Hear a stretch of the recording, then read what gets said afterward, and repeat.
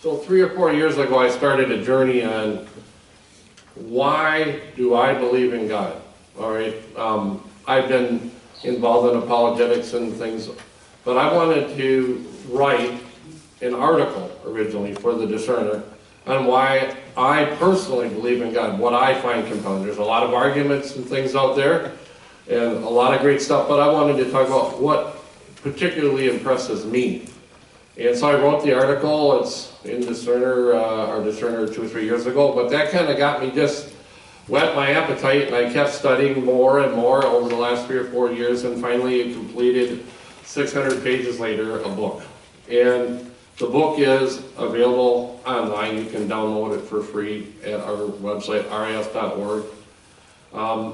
But this is just one section out of this book that deals with the question of why are there so many people who continue to believe in God, even though it is said to be so irrational. So that's what we'll be talking about. Atheism struggled to explain the ubiquitous nature of religion. And so I'm going to be reading a lot of quotes, and starting with Kaya Nielsen, who is one of the leading atheists.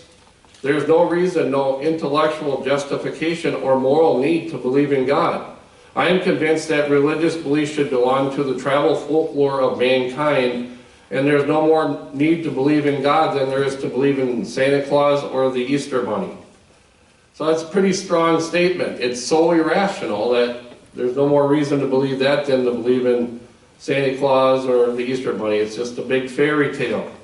David Marshall said about Richard Dawkins that he set the tone in his seminal work in 1976 called The Selfish Gene. He defined faith as a kind of mental illness.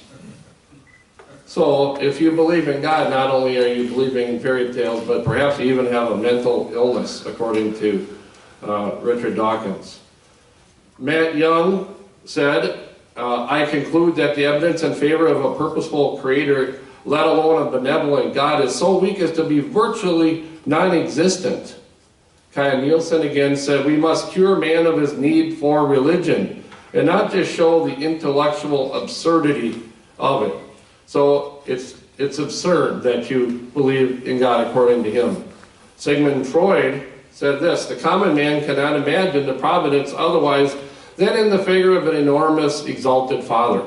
Only such a being can understand the needs of the children and be softened by their prayers and placated by their signs of remorse. The whole thing is so patently infantile, so foreign to reality, it is painful to think that the great majority of mortals will never rise above this view. So he's saying it pretty straight. He thinks we're all kind of woo-hoo, crazy for believing in God. But yet, the belief in God persists. In every survey and every culture, the belief in God continues. Jaeger Hudson says, so pervasive is the phenomena we call religion that some have suggested that the proper name for human beings is homo religious. There seems to be no societies, ancient or modern, from which religion is absent. Hans Kuhn said, religion has always existed. Both historically and geographically, religion is ubiquitous. The French atheist Camus added, nothing can discourage the appetite for divinity in the heart of man. Walter Kaufmann, Norman Geisler quote, these are 2 quotes from Norman Geisler's book, the great apologist who's now at home with the Lord.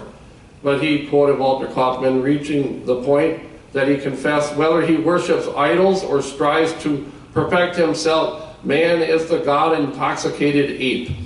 So that's how the secularists look at it, and we're just, for some reason, evolutionary, we've come from an evolutionary background, and yet we continue to believe in God. Anthony Lang said, all human cultures appear to include faith in the supernatural power. All human cultures today include faith in some spiritual beings or forces. Morton Hunt, why have nearly all human beings in every known culture believed in God or gods and accepted the customs, dogmas, and institutional apparatus of an immense array of different religions? Yet while this indicates that the human mind is basically pragmatic, nearly every human being during recorded history, and to judge from archaeological evidence much of prehistory, has held religious beliefs based on no empirical evidence whatsoever.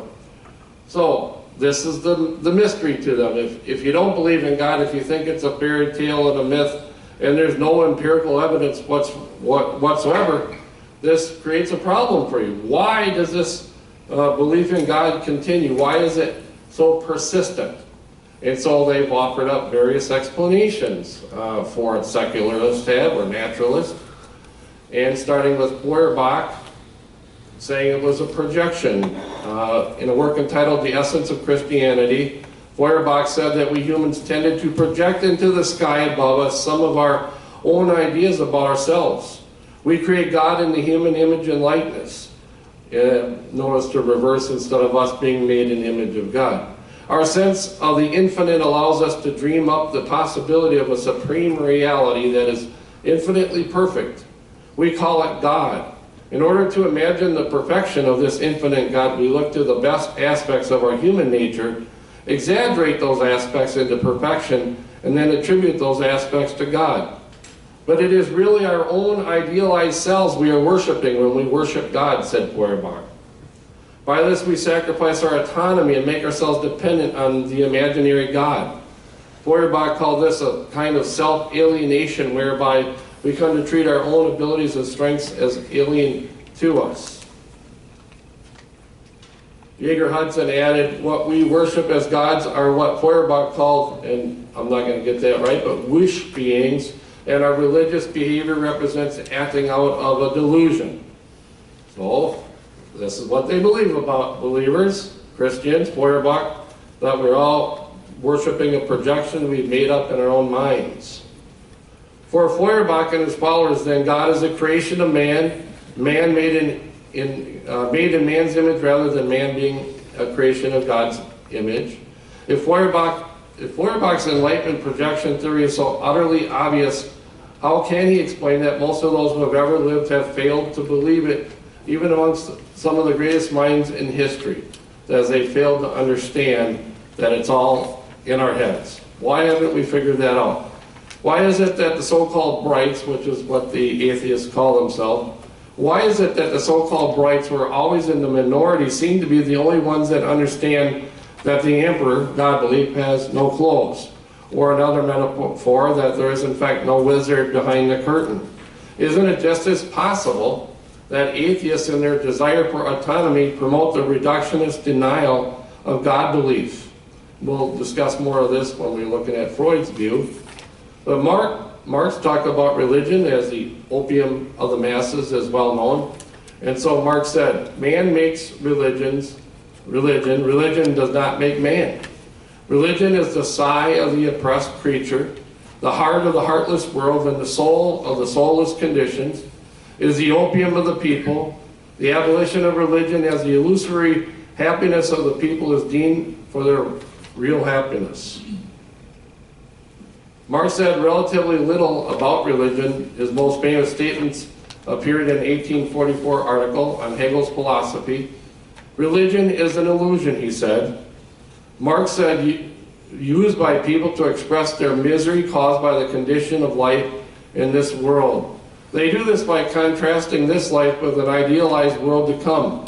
They're talking about like a heaven, and this is offered up to people as a way of coping with the great struggles that they're going through in their lives.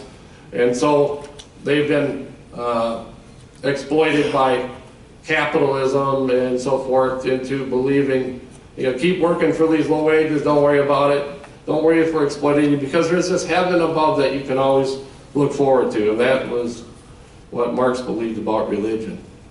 But the fruit of Marxist communism has been a bloody ground of annihilation and suffering of the masses in the former Soviet Union, Eastern Bloc, China, North Korea, Cambodia, and Cuba, and more.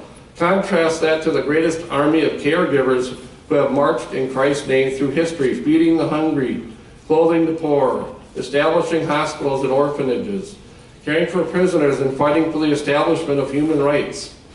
Don't be so heavenly minded, they say, that you're no earthly good. But that isn't true of Christians. As we see, there's been an army of people who have cared for the needs of people. And you always think of the hospital. The names are St. John's or other saints or Christian names for the hospitals.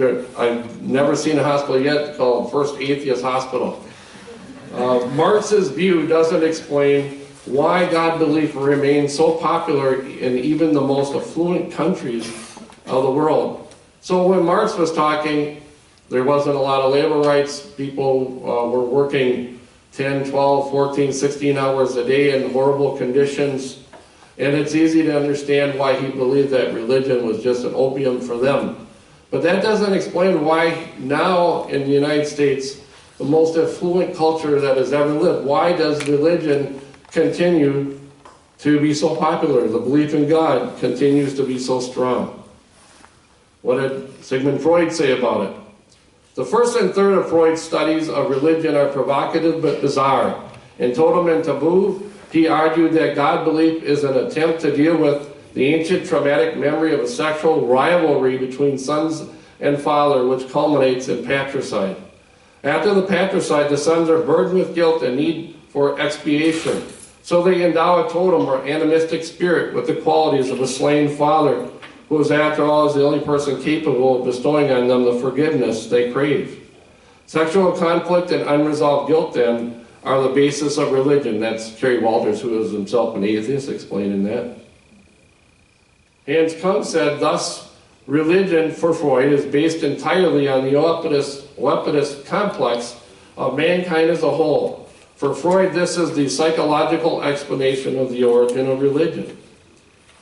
Freud's account of totemism, considered as a direct contribution to an understanding of the development of human culture, would now be viewed with considerable suspicion by professional anthropologists, according to Stephen Thornton. Almost nobody accepts his explanation for the origin of religion and totemism. Again, by what logic do we conclude, as Freud does in Totem and Taboo, and this is Daniel Pell's explaining this, that the Christian rite of communion is somehow created from the hidden communal memory of an Oedipal murder that took place thousands of years earlier in the first animal-like hordes of humans. We can perhaps understand how an early trauma could stay with one person for the rest of his or her life. But how can an ancient murder be unconsciously remembered by the whole human race? Freud, of course, feels that there are such collective memories, but that is mainly because he relies on a version of evolutionary theory put forward by French scientist Lamarck, which holds that an experience acquired during one's life can be biologically inherited by descendants. It is troubling to discover that Freud, who so often advertised his solemn commitment to science, rested his analysis of religion so heavily on a form of evolutionism that other important scientists of his day have given good reason to reject. So that part of it, totemism as explanation for religion, almost is universally rejected by professionals today. But what about religion as wish fulfillment? Ludwig Feuerbach, from whom Freud took the projection theory, wanted to substitute a humanistic perspective for a theological one. He wanted theology to become anthropology. Hans Kung says, religion then arose, according to Freud, out of the oldest, strongest, and most urgent wishes of mankind. Religion is wishful thinking, illusion. Illusion means that religion is not a deliberate lie in the moral sense. It is motivated by wish fulfillment. We're just deceiving ourselves. In short, religion for Freud, as for Hume and Marx, is consolatory. This is Kerry Walters, an atheist, explaining this. It helps humans deal with fears which otherwise would be too burdensome to endure. What makes Freud's account of religion unique is his insistence that God belief isn't merely erroneous, as Hume suggested, or oppressive, as Marx said, but a form of psychopathology. To be more precise, Freud diagnoses religious belief as an infantile obsessive neurosis. Religion is infantile because the deity to whom believers pay homage is actually a father substitute. The earthly father is replaced by a heavenly one purified of the former's weakness and foibles. That's Freud's view. Sigmund Freud himself put it this way: the common man cannot imagine this providence otherwise than in this enormous exalted Father. We looked at that one already. One thing, Hans Kung says, we must do, and that is to abolish religion by force at one stroke. Education for reality. Both for the individual human being and for mankind as a whole, religion is a pubertal, transitional phase of human development. So here, Kung is explaining Freud's view of religion. Neither as individual nor as a species can man remain child forever. He must grow up. He must master reality with his own resources and with the aid of science, and at the same time learn to resign himself to the inescapable necessities of fate. To leave heaven to the angels and the sparrows, abandon expectations of a hereafter, and to concentrate all the resources thus liberated on earthly life. This is the task of the mature, adult human being, according to Freud. Maybe you remember our illustrious former governor who speaks of the same idea when he said organized religion is a sham and a crutch for weak-minded people, carrying the same idea. I like Mike Warnke's response to that when he said a crutch ain't bad if you're crippled. And that is the reality of all mankind, that we do have a problem, and the problem is the reality of sin and separation from God, and that Jesus is the only cure for that.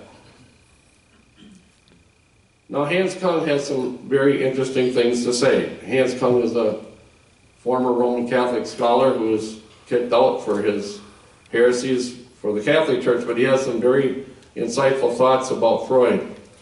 Why, in fact, he says, should I not be permitted to wish? Why should I not be allowed to wish that the sweat, blood, and tears, all the suffering of millennia may not have been in vain? That definitive happiness may finally be possible for all men, especially the despised and downtrodden. May I not, too, feel aversion to the idea that the life of the individual and of mankind is ruled only by pitiless laws of nature, by the play of chance, and by the survival of the fittest, and that all dying is a dying into nothingness? Perhaps this being of our longing and dreams does actually exist. Perhaps this being who promised us eternal bliss does exist. C. Stephen Evans and Manna said, once more it appears that even if Freud's account is accepted, that it is a wish fulfillment, it does not follow that religious belief is false. It is not surprising to the religious believer that religion fulfills important psychological needs. If Freud is right, then humans have a deep need to believe in God. But surely the existence of such a need does not show that God does not exist.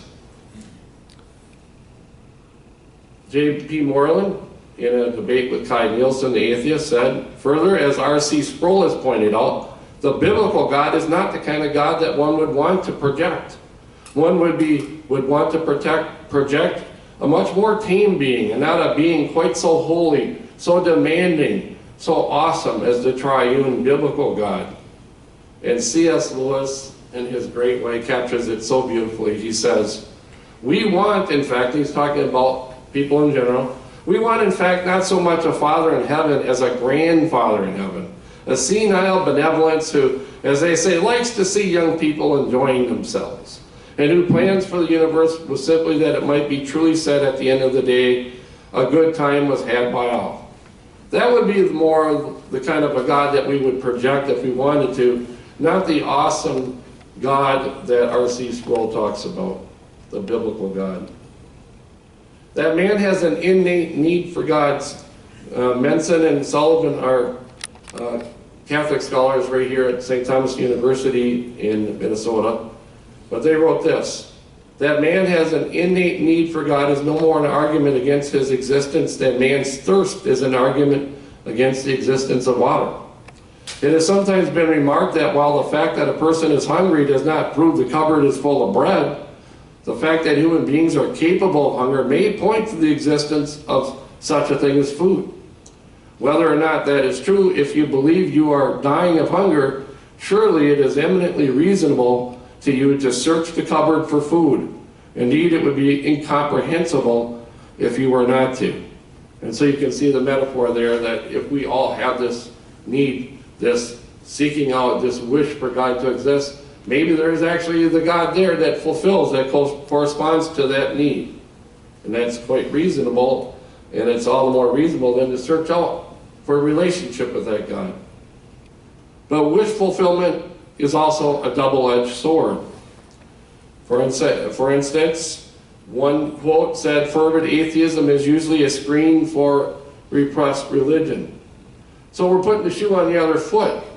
And many scholars have pointed out that maybe it's not the Christians and the believers in God that have a problem in a wish fulfillment.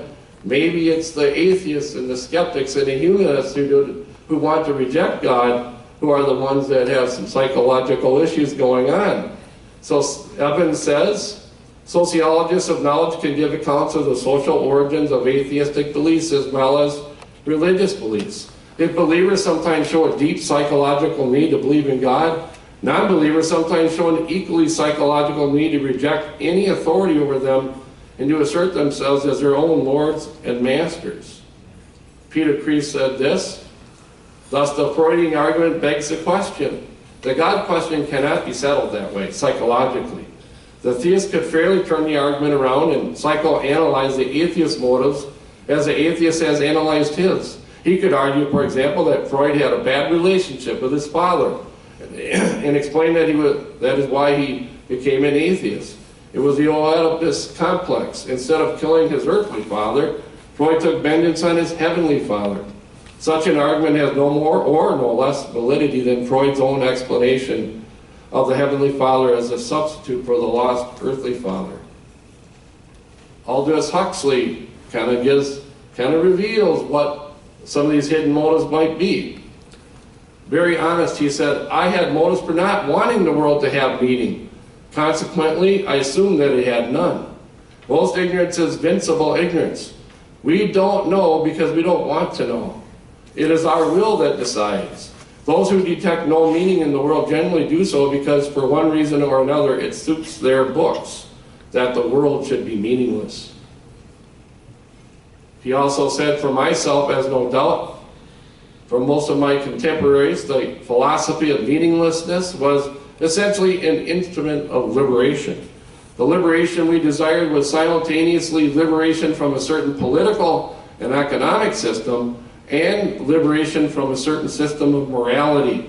We objected to the morality because it interfered with our sexual freedom."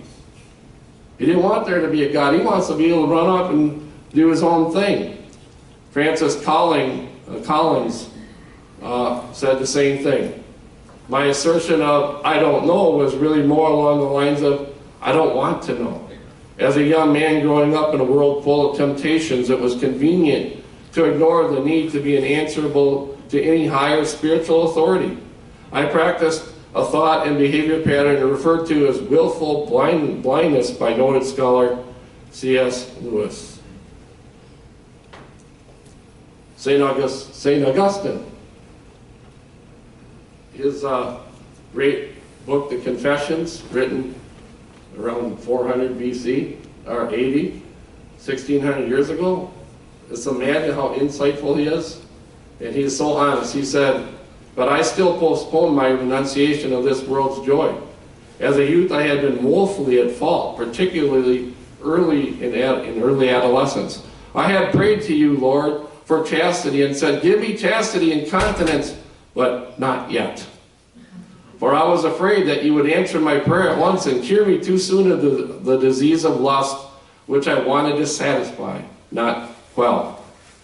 So I think he really speaks for probably that idea, a lot of people that they have maybe an idea, maybe there is a God, but they don't want to face it because they want to have their fun.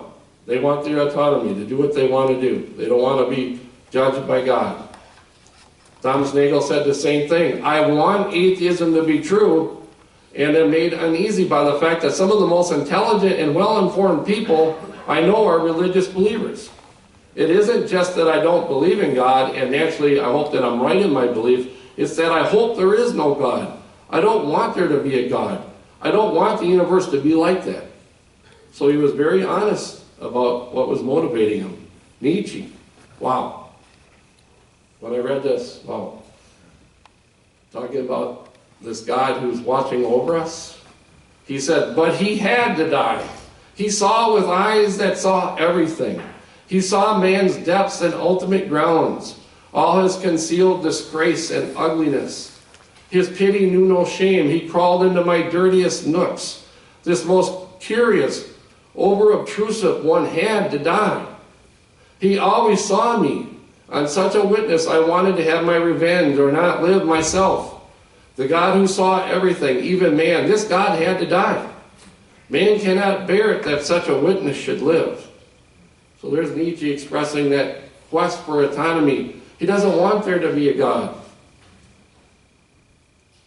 David Mills, by eliminating a very burdensome obligation to appease a non-existent, and by the way, he's explaining this from an atheist point of view.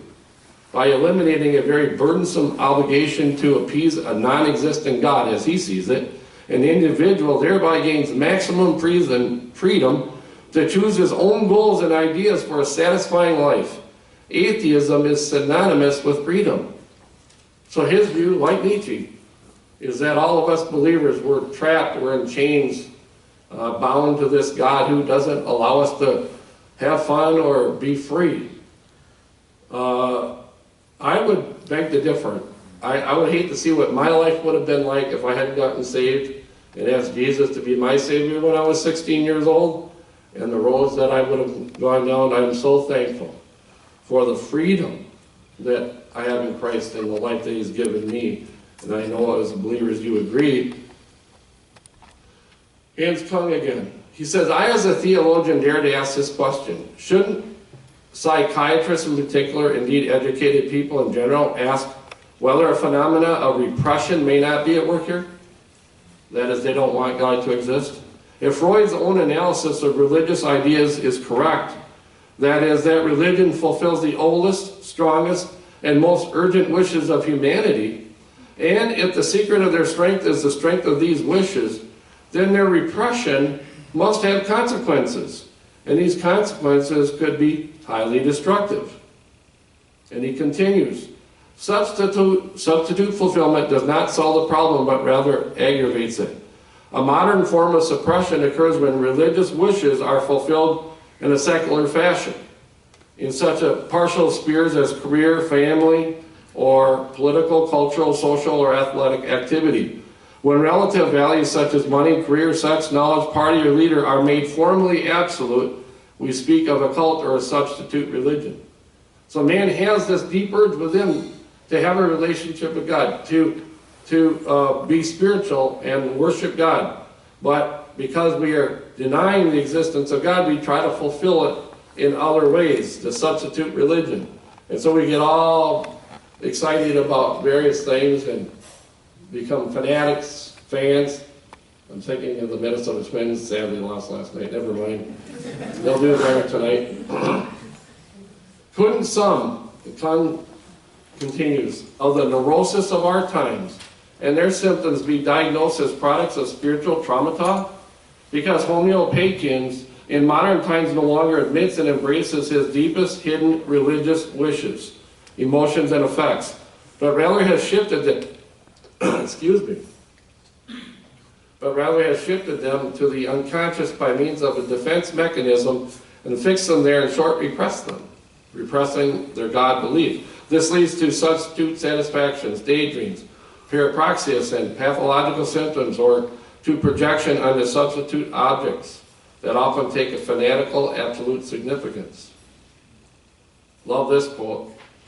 Continuing, the characteristic neurosis of our times is probably no longer repressed sexuality.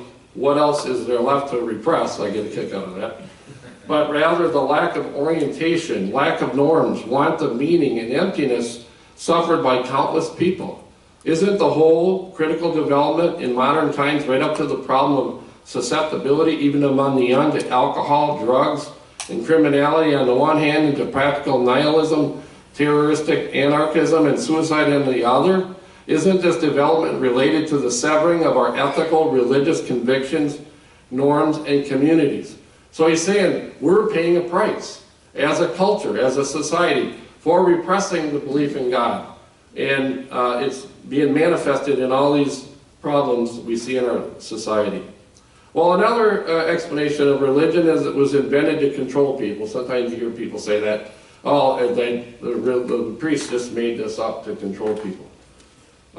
It gives the priestly caste power over the lives of followers. It's hard to take such a theory seriously. If there's no legitimate reason to believe in God, how do these sinister religionists get people under their spell? So I give you this mind thought or experiment. Tell everyone in your town that you have a 300-foot invisible dragon, and that unless people stop by your house to worship the dragon and leave offerings for it, the dragon will make their lives difficult and at their death devour their souls in his lair. It is most unlikely that the townspeople will begin lining up with their offerings. So the point there is that for atheists, that's how silly it is that we believe in God. It's just ridiculous. Why do people keep showing up to church week after week? They're just being deceived. But obviously there must be more to it than what they're giving it credit for, or anyone could just set up shop and start deceiving people. Belief in God lingers so persistently and universally that we must consider it, if it has somehow built into our makeup and indispensable to our survival. It is possible that at the deepest levels there is a basic need at work. So here's what the atheists are doing now. They're saying, well, maybe there is something good about religion. Even though it's not true, maybe it has helped aid man's survivability through the evolutionary ages. The hypothesis that I wish to offer is the belief in the efficacy of prayer and the submission to divine power persists because it has had some survival value in the infancy of the race. Powerful psychosocial biological factors are thus at work, predisposing humans to submit to the temptation of religious beliefs. This is the evolutionary explanation. That is, belief in the transcendental has adaptive value, and those who tribes or clans which believed in unseen myths and forces to whom they propitiated by ritual and prayer had a tendency to pass on this genetic predisposition to their offspring. Thus, religiosity is a heritable factor within the naked human ape. He loves to talk like that. By the way, that was Paul Kurtz, one of the leading atheists and humanists. In another book edited by Paul Kurtz, Anthony Lang said on this same idea, evolution of religious or supernatural beliefs has come to determine which populations have the greatest capacity to survive. From an evolutionary perspective, this universality suggests that such beliefs must have played some essential role in ensuring the well-being of human populations. Michael Martin, one of the leading atheists, and it's about an 800-page book on atheism, one could argue that a much simpler explanation of the fact is to maintain that belief in God has survival value for humans. Thus, the disposition to believe in God can be accounted for in terms of evolutionary theory. Once again, the yearning for God may have survival value and hence may be explainable in evolutionary terms without any need to postulate a real object of yearning. By the way, just so you know, I don't believe in evolution, but for the sake of this discussion, we'll see where the argument leads. Since so many atheists accept the theory that religious beliefs and practices have provided a survivability advantage in evolutionary terms, we should consider the rather startling implications of that view. For instance, if atheism is true, it suggests that evolution favored those who held to false beliefs. Natural selection conferred an advantage to those who held to the delusion of a non-existent God. It only raises the question of why a mind would evolve to find comfort in beliefs it can plainly see are false. A freezing person, Steven Pinker said, finds no comfort in believing he is warm. A person face to face with a lion is not put at ease by the conviction that it is a rabbit. I saw on the news yesterday some woman jumped in the cage with a lion somehow she survived that. Anyway, usually false beliefs are detrimental. That snake probably isn't poisonous. Those mushrooms sure look tasty. Or Hitler just wants peace. But in all these cases, believing the wrong thing can be deadly. So it's hard to understand why believing in God, which is allegedly a total delusion, would have been an evolutionary advantage. In general, beliefs without any foundations lead to an early grave or to an accumulation of superstitions, which are usually troublesome and always false beliefs. Michael Scriven. Further, one would think that religious beliefs, if truly false, would have been more of a detriment to survival, given the investment of time and energy devoted to religious activities, praying, senseless rituals and ceremonies, thus diverted from positive efforts at survival. And so then it seems almost too obvious to ask, but if, as suggested, religious beliefs have been an aid to evolutionary survivability, on what basis would it make sense to abandon them now? That God is here, now let's just throw them out and forget them. And if so, further we wonder if there are other areas of belief that have a similar survivability value, despite the fact that they're being untrue.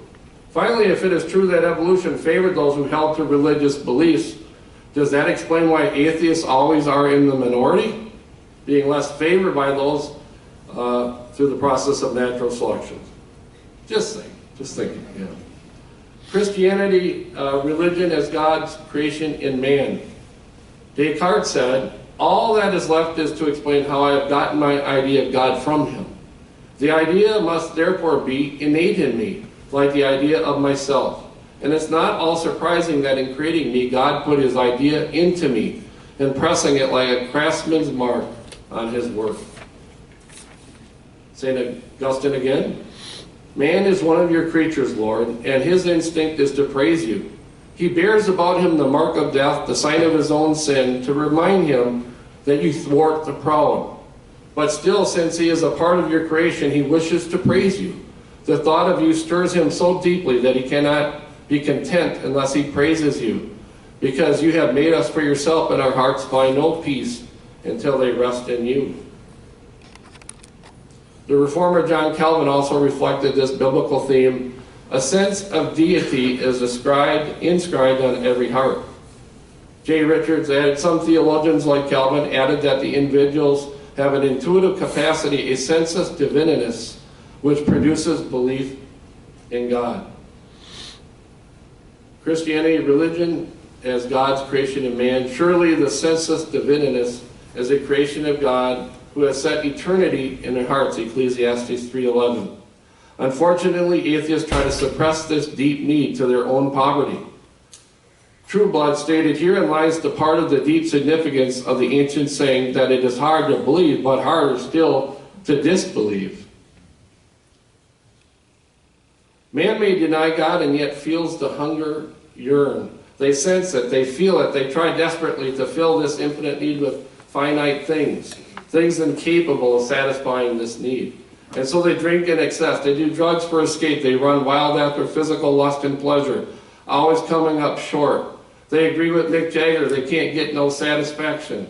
Just as our hunger drives us to eat and our thirst drives us to drink, so the need drives us to the God that we have tried to ignore. Like one trying to put the wrong battery in a child's toy are those who attempt to run their lives on the wrong source. Yet God calls out to them, come, all you who are thirsty, come to the waters, Isaiah 55:1. And Jesus said, everyone who drinks this water will be thirsty again. But whoever drinks the water I give them will never thirst again. Indeed, the water I give them will become in them a spring of water welling up to eternal life, John 14:13 and 14. And that's it. And I actually have 5 minutes left, so if anybody has any questions, I'll be glad to field a question. Any questions? Or comments. You can add a comment if you want. Anybody? Yes? Do atheists have a meeting hall? I do know that there is online meeting spaces that the atheists have, and they do get together. I just actually was looking at that last week. Well, that, purpose for that? well, one time, they meet monthly, and they talk about different things, about how silly it is that we all believe in God. And I went to a meeting one time just to check it out, and in talking with them between speakers, they said, "Oh, you're a believer, you're a Christian. Would you like to comment to our group?" I was like, wow, I wasn't expecting to talk to your group. But when I did, they let me talk, and I said, one of the things I said to them is, I don't understand the anger that I have experienced among so many of the atheists, that I think that they've been burned in one way or the other by religious experience, and so, but there's an emptiness there that you can see, and so I was very happy to stand up and testify for the positiveness of the gospel message. They spend so much time going after this God who they think doesn't exist. They almost are obsessed or consumed with the God who doesn't exist so fervently, and it's ironic. Anyone else? Okay, I believe... Yes, Dave? Why did the atheists go out with the fig? What did they what? Why did the atheists go out with the fig? I'm not understanding the question. They couldn't find a date. Oh, a little slow. A little slow.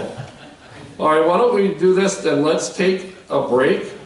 And then when we come back from the break, Cindy Marty, former Jehovah's Witness, right over here, is going to share her testimony with us. And you don't want to miss it. So let's gather back in about 10 minutes or so. Take a look at the tables, grab another cup of coffee, say hello to each other. Thank you.